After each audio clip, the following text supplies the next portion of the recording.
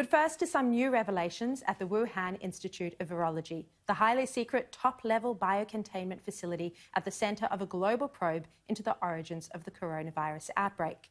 US and UK intelligence agencies are said to be reviewing a private analysis of cell phone location data, mobile phone data, that purports to show the facility shut down from October 7 through to October 24. It suggests that there may have been a hazardous event at the facility somewhere between October 6 and 11. Intelligence agencies have not confirmed the veracity of this theory yet, or whether there was any shutdown at all, and some officials are reportedly sceptical of the analysis. The report on this was obtained by NBC News in the UK, and it says that there was no mobile phone activity in a high-security portion of the Wuhan lab, which would be highly unusual. Interestingly, Marco Rubio, who sits on the US Intelligence Committee, appeared to be alluding to this line of inquiry in a tweet he posted last week.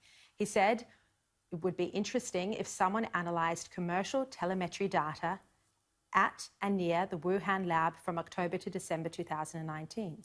He said if it shows a dramatic drop-off in activity compared to the previous 18 months, it would be a strong indication of an incident at the lab and of when it happened. There are clearly a lot of questions now for Chinese authorities to answer, yet they are still refusing to do so and resisting any sort of inquiry. Many on the left even seem to be siding with China, and they are heavily resisting any inquiry into the origins of the coronavirus. The bizarre line they're running is that anyone who wants an investigation into whether the coronavirus leaked from a laboratory or whether it's from the wet market, as most people say it is, most scientists and most politicians, they say that anyone who wants an inquiry into this is really trying to get Donald Trump re-elected. According to Kevin Rudd, even if you just report the news about a dossier prepared by Western governments outlining the case of cover-up by China, you're part of a conspiracy to get Trump elected.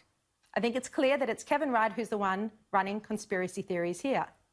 Over the past few days, we've seen 9 newspapers team up with the likes of Bob Carr to demand an inquiry, not an inquiry into China and its cover-up, but an inquiry into the leak of a research paper prepared by 2 Western governments that factually shows why they're concerned about China's conduct since news of the virus first emerged.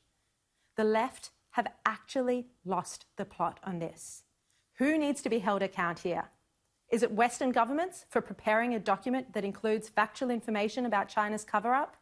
Or is it China itself that destroyed evidence of the virus, insisted it wasn't transmissible to humans, and withheld information about it from the World Health Organization, directly leading to hundreds and thousands of deaths around the world? US Secretary of State Mike Pompeo summed up the case against China perfectly at a press conference just a couple of days ago. China could have prevented the deaths of hundreds of thousands of people worldwide. China could have spared the world a descent into global economic malaise. They had a choice, but instead China covered up the outbreak in Wuhan. Its National Health Commission ordered virus samples destroyed on January 3rd. China disappeared brave Chinese citizens who raised alarms. It deployed its propaganda organs to denounce those who politely called for simple transparency. And that brings us to today, 120 days on. China is still refusing to share the information we need to keep people safe, such as viral isolates, clinical specimens, and details about the many COVID-19 patients in December 2019, not to mention patient 0. And what is China's response to all of this? No apology, no acceptance that there should be an investigation, just a threat to cut off trade with Australia and slap tariffs on products like barley.